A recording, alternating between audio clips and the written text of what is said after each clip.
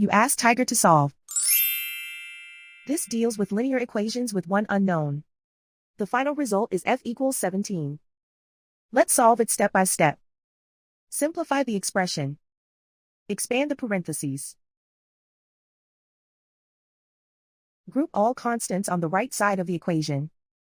Subtract 11 from both sides. Simplify the arithmetic.